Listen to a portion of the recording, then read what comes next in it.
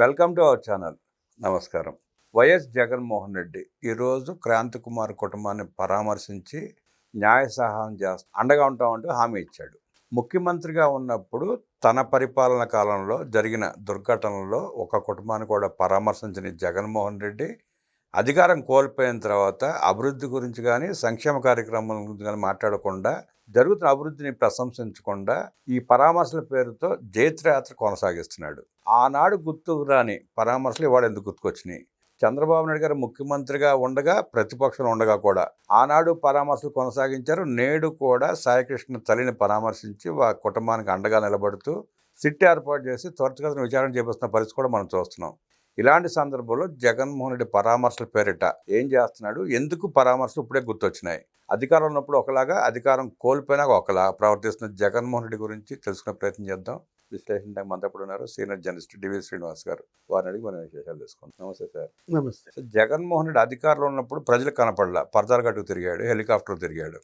అధికారం కోల్పోయిన తర్వాత రాష్ట్ర సమస్యలు కానీ అభివృద్ధి గురించి కానీ మాట్లాడకుండా ప్రజల విద్వేషాలు రెచ్చగొడుతూ పరామర్శల పేరిట ఆ కుటుంబాల చుట్టూ తిరుగుతూ ఆర్థిక సహాయం, న్యాయ సహాయం చేస్తారంటూ పై కబుర్లు చెబుతూ తిరుగుతూ ఉన్నాడు. జగన్మోహన్ రెడ్డి వ్యాఖ్యల్ని ఇప్పుడు చేసిన పరామర్శలను ఎట్లా చూస్తారు సార్? స్ప్లిట్ పర్సనాలిటీయా?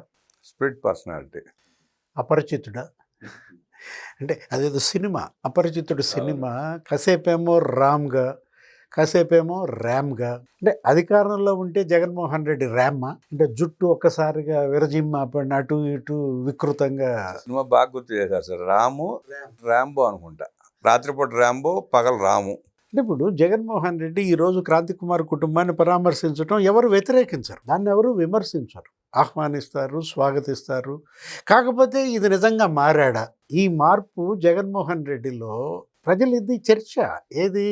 ఇప్పుడు ఈ సంఘటన, ఇది విజువల్స్, క్రాంతి కుమార్ ఇంటికి జగన్ రావటం స్క్రీన్ మీద చూడగానే కావేరీబాయి, డాక్టర్ సుధాకర్ తల్లి, లేకపోతే జన్నుపల్లి సావిత్రి, జన్నుపల్లి శ్రీనివాసరావు తల్లి, లేకపోతే వరప్రసాద్, శ్రీకాంత్ వాళ్ళ తల్లులు, వాళ్ళ కుటుంబాలు, అబ్దుల్ సలాం కుటుంబం, RRR కుటుంబం, రఘురామకృష్ణరాజు, చంద్రయ్య కుటుంబం, నంద సుబ్బయ్య కుటుంబం, అమర్నాథ్ గౌడ్ కుటుంబం. అంటే ఇప్పుడు జగన్మోహన్ రెడ్డి ముఖ్యమంత్రిగా అధికారంలో ఉన్నప్పుడు ఒక్క బాధిత కుటుంబాన్ని అయినా పరామర్శించావా?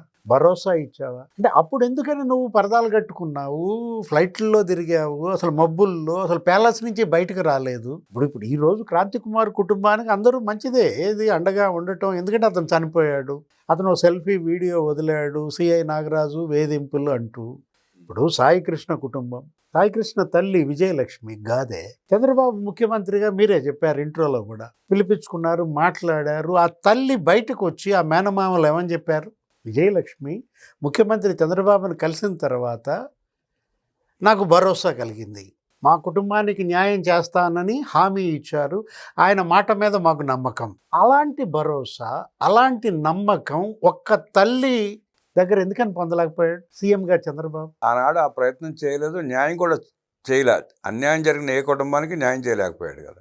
అంటే ఇప్పుడు మనం కస్టోడియల్ డెత్స్ ఉన్నాయి, లేకపోతే పోలీసు టార్చర్ ఉంది. జగన్మోహన్ రెడ్డి హయాంలో ఎంతమంది పోలీస్ టార్చర్ అండి?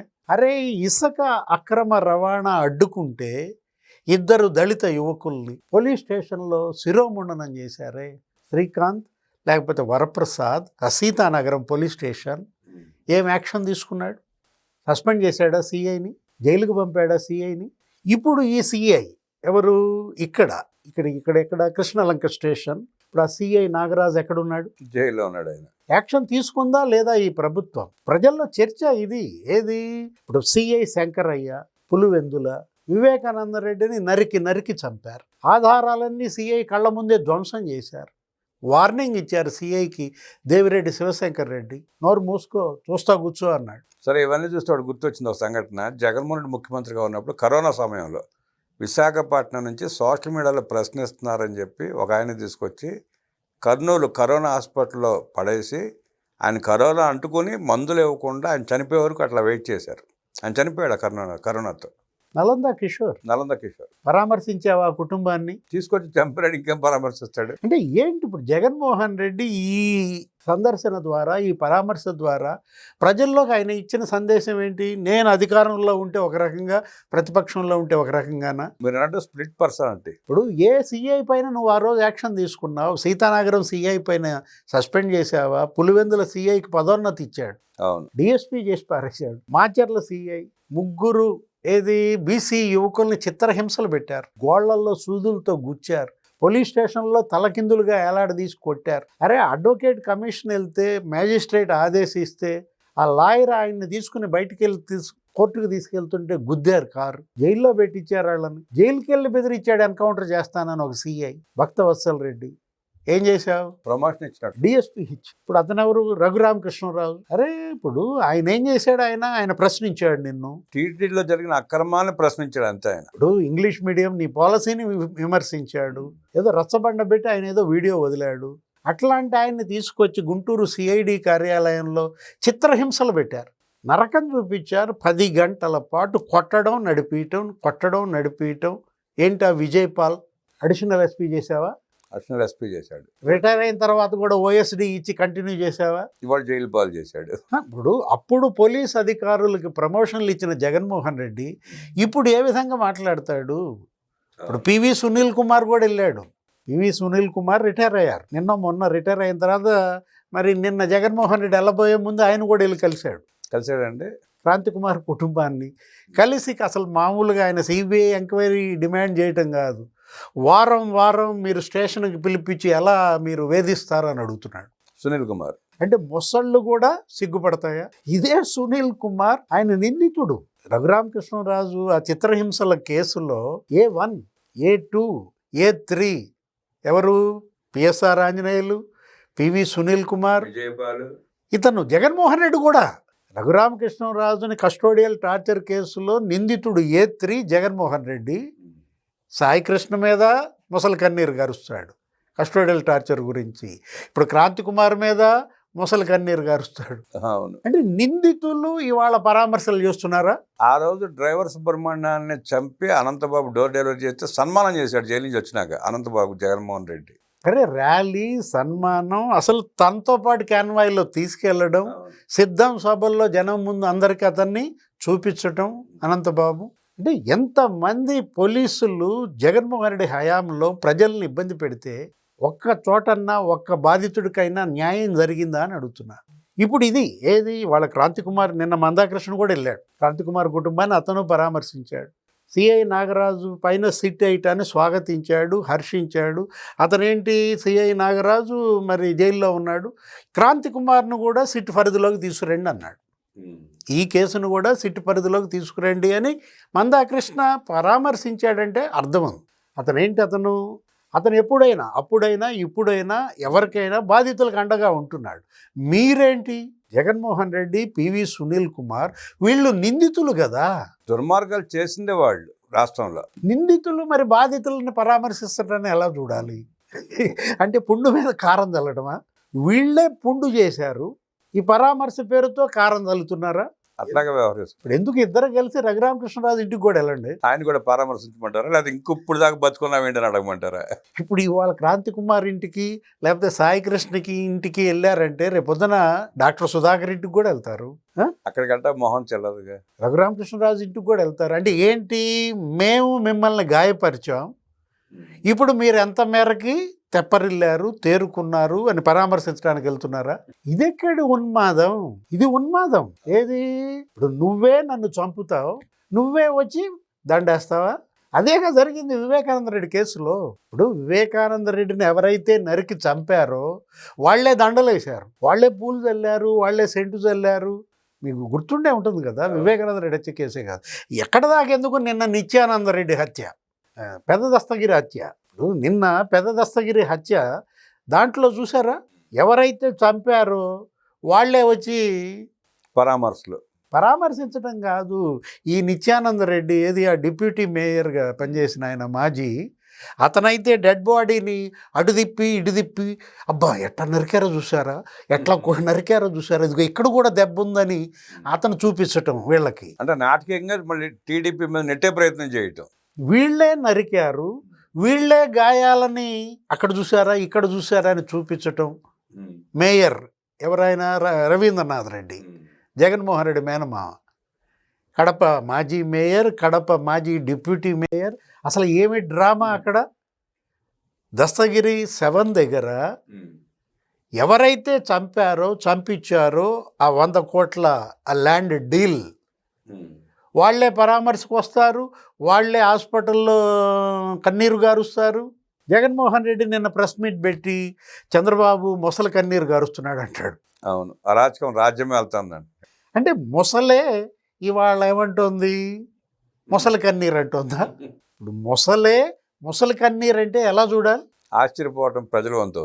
ఇక్కడ ప్రజల్లో ఇవాళ చర్చ ఏంటంటే జగన్మోహన్ రెడ్డి చంద్రబాబు పనితీరు ఎలా ఉంది. ముఖ్యమంత్రిగా ఆయన, ముఖ్యమంత్రిగా ఈయన. జగన్ హయాంలో పోలీసులు ఎలా పనిచేశారు, చంద్రబాబు హయాంలో పోలీసులు ఎలా పనిచేశారు. అడపా జరిగాయి, జరగలేదని అన్నాం. ఇప్పుడు ఈ లాకప్ డెత్ అనేది ఇప్పుడు కృష్ణలంక, ఈ ప్రభుత్వం మీద మరి నింద. కానీ స్పందన ఎలా ఉంది? స్పందించి వెంటనే సిట్ వేశారు, సిట్ కూడా వేగవంతంగా విచారణ చేస్తూ ఉంది. ఇప్పుడు 3-4 అరెస్టులు అయినాయి. ఇప్పుడు అది కదా ప్రజలు కోరేది. ఏది బాధితులు కోరేది ఏంటి? వాళ్ళ పట్ల ఒక రకమైనటువంటి భరోసా, ఒక స్పందన, మాకు న్యాయం చేయాలి. ఇప్పుడు సునీల్ కుమార్ వచ్చి పరామర్శించడం ఏంటండి? సరే, ఈ పరామర్శించడం, ఈ మాట్లాడటం ఆ రోజు నిజంగా అనంతబాబు డోర్ డెలివరీ చేసినప్పుడు జగన్మోహన్ రెడ్డి స్పందించలా, పోలీసులు స్పందించలా. ఇంత ఆవేశంగా, ఇంత స్పీడ్గా అరెస్ట్ చేయాలి ఆ రోజు వెంటనే. ఎక్కడైనా సరే ఇప్పుడు రంగనాయకమ్మ ఒక వృద్ధురాలు, ఆమెకి ఎన్నేళ్ళు, 70 ఏళ్ళు ఉంటాయి. ఆమె ఏం చేసింది, ఎల్జీ పాలిమర్స్ ఏదో ఒక బాధితుల తరపున ఒక పోస్ట్ వచ్చింది, ఫార్వర్డ్ చేసింది ఆవిడ ఎవరో పోస్ట్ని. ఇదే సునీల్ కుమార్ ఏం చేశాడు ఆ రోజు, గుంటూరు సిఐడి కార్యాలయానికి ఆమెను పిలిపించారా లేదా, వేధించారా లేదా, ఆమె అసలు గుంటూరులో ఉండలేని పరిస్థితి కల్పించారా లేదా? ఎక్కడుంది ఇప్పుడు ఆమె? పారిపోయి హైదరాబాద్లో తలదాచుకోవాల్సిన పరిస్థితి. ఇప్పుడు సునీల్ కుమార్ రంగనాయకమ్మను కూడా పరామర్శిస్తాడా అని అడుగుతున్నా. జగన్మోహన్ రెడ్డి మరి రంగనాయకమ్మను కూడా పరామర్శించండి. అరే అంకబాబు ఏం చేశాడు? అంకబాబు ఇప్పుడు సీనియర్ జర్నలిస్ట్, మాతో పాటు పనిచేశాడు. అంకబాబు ఏం చేశాడు, ఏదో సోషల్ మీడియాలో ఒక పోస్ట్ వచ్చింది, ఆ పోస్ట్ను ఒక గ్రూప్లో వేసాడు. ఫ్లైట్లో బంగారం వచ్చిందన్న పోస్ట్ గ్రూప్లో వేసాడు ఆయన. గ్రూప్లో పోస్ట్లో వేస్తే ఆయన ఏం చేశారు, అర్ధరాత్రి కూడా అరెస్ట్ చేసే. అరే కనీసం దుస్తులు కూడా మార్చుకోనీయకుండా, ఒక సీనియర్ సిటిజన్ అని కూడా చూడకుండా ఈడ్చుకెళ్ళారు. ఇదే సునీల్ కుమార్, సీనియర్ జర్నలిస్ట్, ఇదే సునీల్ కుమార్ కదా. ఇప్పుడు ఇదే గుంటూరు సిఐడి కార్యాలయం కదా. సరే, ఆనాడు ఈ అరెస్టులను ఖండించకుండా, మాట్లాడకుండా, భావ ప్రకటన స్వేచ్ఛ కింద మాట్లాడారని చెప్పి మాట్లాడకుండా, ఆ రోజు ఒక్కళ్ళు మాట్లాడే వాళ్ళు చాలామంది మేధావులు, యూట్యూబర్లు భావ ప్రకటన స్వేచ్ఛ పర్యటన మాట్లాడుతున్నారు. ఇప్పుడు సునీల్ కుమార్ రేపొద్దున అంకబాబు దగ్గరికి వెళ్ళాలి పరామర్శించడానికి. జగన్మోహన్ రెడ్డి అంకబాబు దగ్గరికి వెళ్ళాలి పరామర్శించడానికి. ఏది భావ ప్రకటన స్వేచ్ఛ? ఇప్పుడు ఇవాళ మీరు ఏది, ఇప్పుడు ఫ్రీడమ్ ఆఫ్ స్పీచ్ మనకు అంబేద్కర్ రాజ్యాంగం ఇచ్చింది, ఫ్రీడమ్ ఆఫ్ అబ్యూజ్ కాదు. తిట్టే స్వేచ్ఛ మీకు లేదు. భారత రాజ్యాంగం, ఇవాళ బ్రిటన్ రాజ్యాంగం, అమెరికా రాజ్యాంగాన్ని పట్టి రాసిన దీంట్లో ఆ రోజు విన్స్టన్ చర్చిల్ ఏమన్నాడు, స్వేచ్ఛ అంటే నీ స్వేచ్ఛ నా ముక్కు పగిలేటట్టు ఉండకూడదు. ఆయన చేతిలో హ్యాండ్ స్టిక్తో పోలుస్తాడు. వాకింగ్ చేస్తూ చేతిలో హ్యాండ్ స్టిక్ ఇట్ట గిర్రు తిప్పుతానంటే నీ ఎదురుగా వాకింగ్ చేసేవాడు ముక్కు పగిలితే అది స్వేచ్ఛ? ఇతరుల ముక్కు పగలని రీతిలో నువ్వు స్వేచ్ఛ అనుభవించు. స్వేచ్ఛగా హద్దులు ఉండాలిగా. అంతేగాని ఇదెక్కడ ఈ పచ్చి బూతులు తిడుతూ పబ్లిక్ డయాస్ మీద మాట్లాడి ఇవాళ అరెస్ట్ అయ్యి జైళ్ళకి వెళ్తే వాళ్ళను ఉద్దేశించి వాళ్ళ కోసం మళ్ళా పెద్ద ధర్నాలు, లేకపోతే సినిమా, జనం నవ్వుతున్నారు. అంటే వాళ్ళని ప్రేరేపించేది జగన్ రెడ్డిని స్పష్టం అవుతా ఉందిగా జరిగే పరిణామాలను బట్టి. ఇక్కడ సోషల్ మీడియా ఇవాళ ఏంటంటే రామబ్రహ్మం గారు, అది ఇవాళ మొత్తం గ్లోబల్ విలేజ్ అయిపోయింది. ప్రపంచం మొత్తం సోషల్ మీడియా ఒక గ్లోబల్ విలేజ్గా మార్చింది. 800 కోట్ల జనాభా ఉంటే 600 కోట్ల మంది ఇవాళ సోషల్ మీడియాతో కనెక్ట్ అయి ఉన్నారు. అరే ఏది కదిలిచ్చినా నీకు ఇప్పుడు ఇవాళ ఫేస్బుక్ 3 బిలియన్లు ఉంటుంది, ఇన్స్టా 2 బిలియన్లు ఉంటుంది, వాట్సాప్ 2 బిలియన్లు ఉంటుంది, టిక్ టాక్ అనేది అయితే 1.5 బిలియన్, అంటే 15 కోట్లు.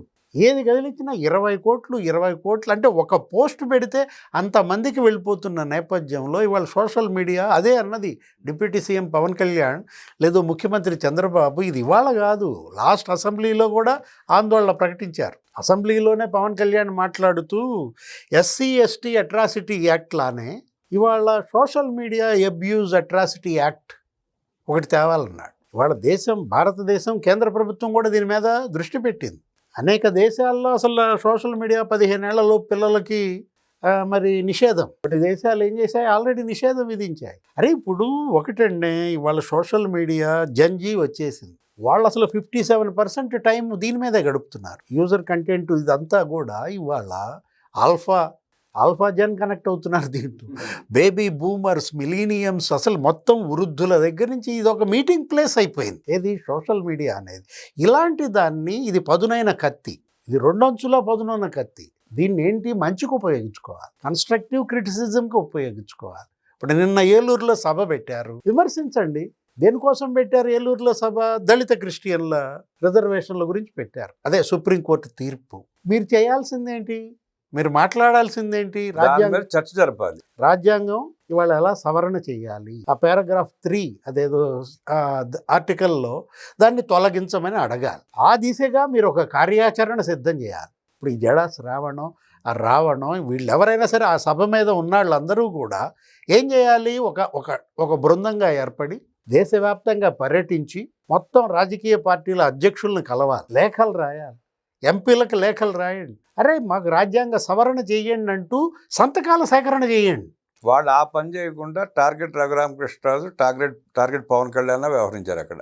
అంటే ఏంటి, సెల్ఫ్ అజెండా. ఎవరికి వాళ్ళకి ఏంటి, వాళ్ళ స్వీయ అజెండాలని ప్రజల మీదకు రుద్దటం కోసం సెల్ఫ్ ప్రమోషన్ చేస్తున్నారు. ఎవరికి పచ్చి బూతులు చేసుకోండి, ప్రమోషన్ వద్దన్నాం. ఇప్పుడు డిప్యూటీ సీఎం కావాలి ఎవరు, జడా శ్రావణ్, ఆయన కోరిక. అసలు అతను ఒక అభినవ్ అంబేద్కర్ అన్నాడు. అతను ఎవరో, ఏ అంబేద్కర్ వాదైనా దాన్ని స్వాగతిస్తాడా? ఆ మాట అన్నాడికి అసలు అంబేద్కర్ విలువ తెలుసా? అంటే జడా శ్రావణ్ నవ్వుకుంటున్నాడు ఆ మాట అంటే. తప్పు, అలా అనకూడదు అని చెప్పి వారించాల్సింది పోయి అయిపోయినట్టు ఫీల్ అయిపోయాడు ఆయన. ఇప్పుడు డిప్యూటీ సీఎం అవ్వాలంటే కాదన్నాం. ఇప్పుడు ఆయన ఏంటి, 71 ఓట్లు వచ్చాయి నీకు ఒక చోట పోటీ చేస్తే, 312 ఓట్లు వచ్చాయి ఒక చోట పోటీ చేస్తే. డిప్యూటీ సీఎం కర్మండి, జగన్ రెడ్డితో మాట్లాడుకుని సీఎం కావచ్చుగా. ఇక్కడ ఒకటి ప్రజాదరణ పొందటం ఎలా అనే దానిపైన దృష్టి పెట్టాలి కానీ ఈ పచ్చి బూతులు ఏంటండి? సరే, పచ్చి బూతులు కులాలు మతాలుగా విడదీసి ఆవేశాలు రెచ్చగొట్టి వాళ్ళు పబ్బం గడుపుకునేవాళ్ళు డిప్యూటీ సీఎం కాదు కదా, వార్డు కౌన్సిలర్ కూడా కాలేరు వాళ్ళు. ఇక్కడ ప్రజలు అంతిమ నిర్ణేతలు, ఎవరేం కావాలన్నా నిర్ణయించాల్సింది. ఇవాళ మెప్పు పొందాల్సింది ఎవరిది? జనం ఎప్పుడు మిమ్మల్ని మెచ్చుకుంటారు? వాళ్ళ సమస్యలపై పనిచేయండి. ఇవాళ ఒకటి సమాజానికి ఉపయోగపడమైనటువంటి చర్చ జరగాలి కానీ ముఖ్యమంత్రి చంద్రబాబు, ఇవాళ డిప్యూటీ సీఎం పవన్ కళ్యాణ్, ఇవాళ రాష్ట్ర ప్రభుత్వ బాధ్యత దీన్ని కట్టడి చేయాలి. ఏది, I stand on my words అంటున్నాడు. నిన్న జగన్మోహన్ రెడ్డి ప్రెస్ మీట్లో కూడా అదే మావిగన్, I stand by my words. అతను ఎవరు, ఆ ప్రశ్న రావణ్ జోసఫ్ అలియాస్ బచ్చలకూరి. అరే అతను ఏదో స్టేషన్కి తీసుకెళ్తున్నారు, అతను మాట్లాడుతూ I stand by my words అంటే పచ్చి బూతులు తిట్టి I stand by my words అంటే వాళ్ళకి వ్యవస్థల పట్ల కానీ ప్రజాస్వామ్యం పట్ల కానీ విలువ లేదు, గౌరవం లేదు. ఇవాళ law stand on its own course, చట్టం న్యాయం ఇవాళ ఏంటి, వాటి మీద ఇవి నిలబడాలి. అవి నిలబడాలంటేనే ఇవాళ కేంద్ర ప్రభుత్వం ఆ ఇన్ఫర్మేషన్ టెక్నాలజీ 2000 యాక్ట్ అనో లేకపోతే అక్కడేదో 69 అనో అవి కాదు, వాటన్నిటికి దీనిగా ఎస్సీ ఎస్టీ అట్రాసిటీ యాక్ట్ ఎలా ఉందో అట్లా social media abuse atrocity act అనేది ఒకటి తీసుకురావాలి. ఇది దేశవ్యాప్తంగా సమస్య, ప్రపంచవ్యాప్తంగా సమస్య. కఠినమైన చట్టం వస్తే కానీ ఇవన్నీ కంట్రోల్ కావండి. ఇవాళ మిస్ఇన్ఫర్మేషన్ అండి కంప్లీట్ ప్రపంచాన్ని ముంచేస్తోంది. ఏది మిస్ఇన్ఫర్మేషన్, ఎవరికి వాళ్ళు ఏంటి, వాస్తవాలు ఏంటి అని మళ్ళా ఏదో ఫ్యాక్ట్ చెక్ అని ఇవ్వాల్సి వస్తుంది. ప్రభుత్వాలు వాళ్ళేమో మిస్ఇన్ఫర్మేషన్ని పాస్ చేస్తుంటే వీళ్ళు ఫ్యాక్ట్ చెక్ అని చెప్పి మళ్ళీ దానికి సవరించుకోవాల్సిన పరిస్థితి వస్తూ ఉంది. ఇప్పుడు డిఎస్సి ఉదాహరణ, కమ్మ డిఎస్సి అన్నాడు ఒకడు, ఆయన సీనియర్ ఐఏఎస్. అరే కమ్మాళ్ళకి అందులో ఎన్ని పోస్టులు వచ్చినాయండి? నాకు తెలియదు అంటాడు మళ్ళీ. అంటే కమ్మ డిఎస్సి అని ఒక్క ఇది ప్రజల్లో ఏ విధమైనటువంటి మిస్ఇన్ఫర్మేషన్ అండి? ముందు అనాల్సింది అనేసాడు, వారం రోజుల తర్వాత నాకు తెలియదు, ఇన్ఫర్మేషన్ లేదంటున్నాడు. దీన్ని కట్టడి చేయాలి. ఆ రోజు విజయసాయిరెడ్డి కరెక్ట్గా ఎప్పుడు 8 ఏళ్ల క్రితం కమ్మ డిఎస్పీలు అన్నాడు, 36 మంది అన్నాడు. ఏం జరిగింది? దాని ఫలితం నింద మోసింది అప్పటి ప్రభుత్వం. నిజంగానే డిఎస్పీలు కమ్మాళ్ళు ప్రమోషన్లు 36 మందికి ఇచ్చారని ప్రజలు అపోహపడ్డారు. పింక్ డైమండ్ నమ్మారండి, ప్రజలు నమ్మారు. ఇప్పుడు వెళ్తే చంద్రబాబు ఇంటో దొరుకుద్ది అన్నాడు. భువనేశ్వరి మేడం ఎత్తుకుపోయింది. ఇప్పుడు వెళ్తే చంద్రబాబు ఇంటో దొరుకుద్ది, దొరకకపోతే రాజీనామా చేస్తాను ఆ రాజ్యసభకు అన్నాడు విజయసాయిరెడ్డి. ఎక్కడున్నాడు విజయసాయిరెడ్డి? వ్యవసాయం చేసుకుంటున్నాడు. విజయసాయిరెడ్డి ఎక్కడున్నా ఆ రోజు ప్రభుత్వం నింద భరించి ప్రభుత్వం కోల్పోయే పరిస్థితి వచ్చిందిగా. ఓడిపోయింది ప్రభుత్వం. ఏది మిస్ఇన్ఫర్మేషన్ ఏ విధంగా ఇవాళ ప్రజల యొక్క ప్రభుత్వాల యొక్క తలరాతల్ని మారుస్తుంది. దీన్ని కట్టడి చేయాలి. దానే నన్ను పవన్ కళ్యాణ్ గారు స్పష్టంగా కఠినమైన చట్టం తీసుకొస్తా ఉంటున్నాడు. వచ్చే అవకాశం ఉందా సార్? కట్టడి చేసే పరిస్థితి ఉంటున్నారా? కేంద్ర రాష్ట్ర ప్రభుత్వాల బాధ్యత ఏది? ఇలా గనక వదిలేస్తే సోషల్ అన్రెస్ట్. నిన్న మన సువేంద్రాజ్ గారు ఒక స్టేట్మెంట్ ఇచ్చాడు. ఆయన కఠినమైన చట్టం తీసుకొస్తాను, సంవత్సరం కఠినంగా శిక్షిస్తామని చెప్పి.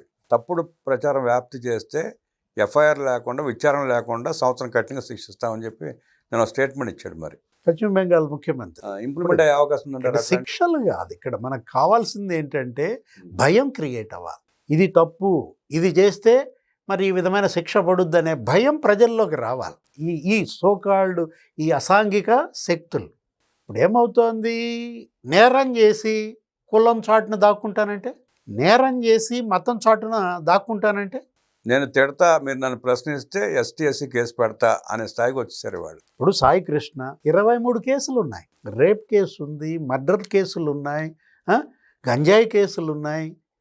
అలాంటి సాయి కృష్ణ ఇవాళ అతనేంటి కాపు యువకుడు అంటే చెప్పి కాపు కులానికి చెప్పి ఆ నేరాలు చేశారా? ఇప్పుడు అంబటి రాంబాబు ముఖ్యమంత్రిని పచ్చి బూతులు తిట్టాడు చంద్రబాబుని.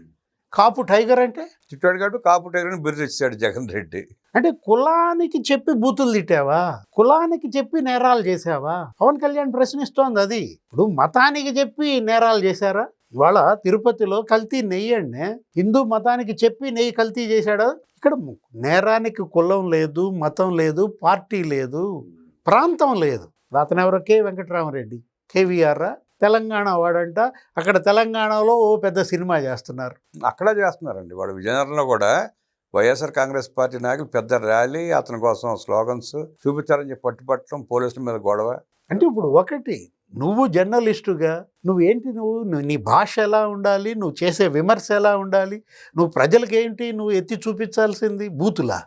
అంటే ముఖ్యమంత్రిని, డిప్యూటీ సీఎంని, లేకపోతే మంత్రుల్ని. అతను రాజ్యాంగాన్ని తిడతాడంట, తిట్టినా కానీ ప్రశ్నించకూడదంట. I stand by my words అంట. వీళ్ళు కూడా అట్లా సమర్థిస్తున్నారుగా. ఇప్పుడు గుడివాడ అమర్నాథ్ అదే దళిత మహిళా మంత్రిని ఉద్దేశించి అతను ఏంటి మేకప్ గురించి మాట్లాడాడు. మొత్తం రాష్ట్రం అంతా తిరగబడి మహిళలంతా దిష్టి బొమ్మలు తగలేశారు. అతన్ని నిన్న మహిళా కమిషన్ విచారణకు పిలిస్తే ఏమంటాడు? స్టాండ్ మై వర్డ్స్ అంటున్నాడు. అంటే ఏంటి దీన్ని వాళ్ళ ప్రజలు ఇవాళ నిలదీయాలి. ఏది బూతులు తిట్టి I stand by my words అంటున్నారంటే, రేపులు చేసి I stand by my action అంటే అన్ని మాట్లాడినా అతని మీద చర్యలు తీసుకుంటే మళ్ళీ కొలవ మొత్తం తీసుకొస్తారు అక్కడ ముందు. ఇప్పుడు ఈవీఎం నేలకేసి కొట్టాడు, I stand by my action. ఎవరు? పిన్నెల్లి వెంకటరామరెడ్డి. అంటే ఈ పరామర్శిస్తాడు జగన్మోహన్ రెడ్డి వెళ్ళి. కాకాని గోవర్ధన్ రెడ్డి ఫోర్జరీ, మాగుంట శ్రీనివాసరెడ్డి సంతకం forgery, I stand my forgery, I stand by my forgery అంటాడా? సరే, ఈ వ్యవహారాలన్నీ కేంద్ర రాష్ట్ర ప్రభుత్వం సీరియస్గా పరిగణలోకి తీసుకుని కఠినమైన చట్టం తీసుకురాకపోతే ఇంకా వెచ్చలవిడితనం పెరిగిపోయే అవకాశం ఉంది. ఇవాళ జనం అల్టిమేట్గా నిర్ణయాక శక్తి జనం. ప్రభుత్వాలు చట్టాలు చేస్తాయండి, ప్రభుత్వాలు చట్టాలు చేస్తాయి, కోర్టులు శిక్షలు విధిస్తాయి, జైళ్ళకు పంపుతాయి. కానీ మార్పు లేకపోతే ఇప్పుడు అంబటి రాంబాబు జైలుకి పంపారు, మార్పు వచ్చిందా? అంటే ఆ చట్టంలో లూపోల్స్ అలా ఉన్నాయి. ఇప్పుడు ఒకటి, మహిళా కమిషన్ నిన్ను విచారించింది, గుడివాడ అమర్నాథ్లో మార్పు వచ్చిందా? 23 కేసులు పెట్టినా అదే జగన్మోహన్ రెడ్డికి మళ్ళీ ఎస్టీ ఎస్సీ కేసు పెట్టి అతన్ని కోర్టుకు లాగి కోర్టులో ప్రశ్నిస్తే భయపడేవాడు. మహిళా కమిషన్ పిలిచి కూర్చోబెట్టి మాట్లాడితే అతను ఇంతే కదా అనుకుంటున్నాడు. ఇప్పుడు సాయి కృష్ణ మారాడా? ఇన్ని కేసులు, ఇన్నిసార్లు జైలుకి వెళ్ళిన అతనిలో మార్పు రాలేదంటే హ్యాబిచువల్ అఫెండర్స్ వీళ్ళని అనేది. వీళ్ళందరికీ జాతిపిత ఎవరు? జగన్మోహన్ రెడ్డి.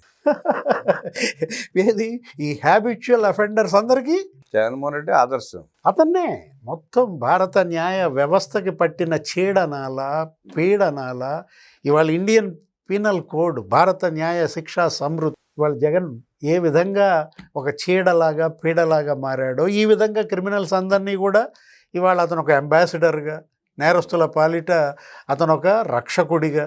నాడు నేడు జగన్ రెడ్డి వ్యవహార శైలి గురించి సోషల్ మీడియాలో పోతున్న వికృత పోకడల గురించి అనేక విషయాలు మనకు తెలియజేస్తున్న డివి శ్రీనివాస్ గారికి ధన్యవాదాలు తెలియజేస్తూ నమస్కారం.